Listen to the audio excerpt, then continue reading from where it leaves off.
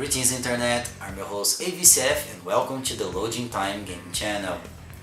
Resident Evil has such a rich lore that we can discuss it forever. Which is the best game, the most important main character, the most remarkable boss, the connection between the games, and on and on.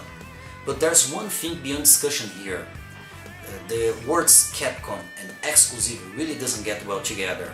Resident Evil 2 is the perfect example, since not only is about to get remake for 3 platforms, as its original version got nothing less than 6 ports, each one with its own quirks. So let's see it.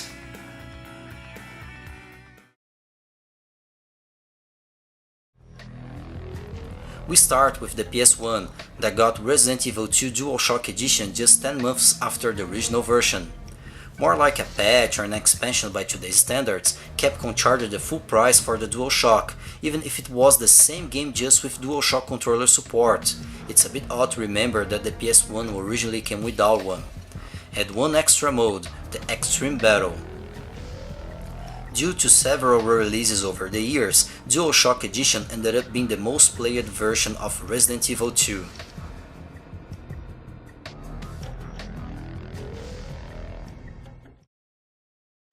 RE2 was then ported for the PC in February 1999, renamed as Resident Evil 2 Platinum Edition. The novelty here was the port itself, as console games were rarely ported onto PCs back then. Anyway, Platinum Edition was a port of the DualShock version, including the Extreme Battle mode, just adding options for higher resolutions and other minor details, and some even new bugs. Windows, gentlemen. How it was to play Resident Evil with a keyboard? And here we have the most striking part, as when the CD era was at its full rage, was a pretty of a surprise that RE2, a game that featured 2 solo campaigns and loads of pre-rendered CGIs, was fully ported into a mere 64MB cartridge, the N64's biggest one by the way. This version lost the Extreme Battle mode, although it got a randomizer mode that randomly changed the localization of certain items, new control and violence sets, and the resolution bump granted by the expansion pack.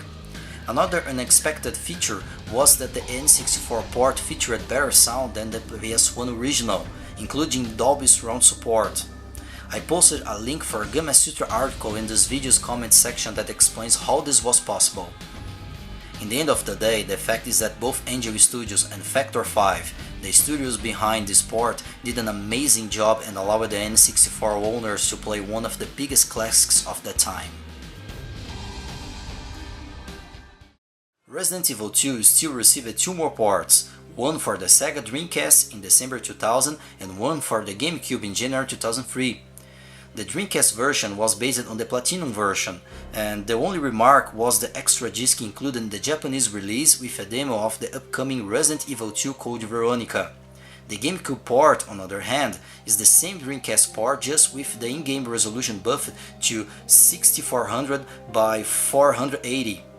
Still, Capcom charged full price in a port of an aging game, an action that received heat at the time. So, as you could see it, Resident Evil 2 got ported pretty everywhere, but there's still one part to cover here. This version may not only be one of the worst games of all time, as it can be one of the most bizarre versions that a major franchise ever received. Yes. So, ladies and gentlemen, Resident Evil 4 Game.com. What would be this Game.com?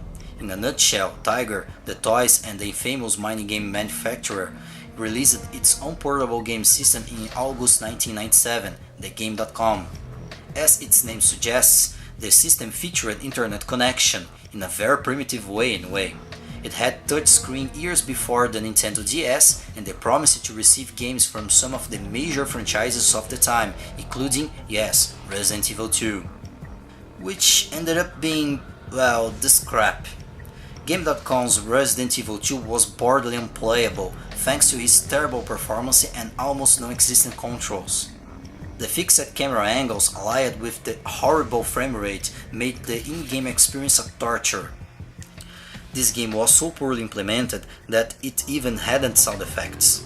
In the end, this game only featured the Leon campaign, as a Claire campaign was planned to be launched in a separate cartridge, which obviously never happened. Thankfully. So that's it for now. I hope you have enjoyed this video. Thanks for watching, until the next time, and goodbye. Wait! Don't shoot! Get down!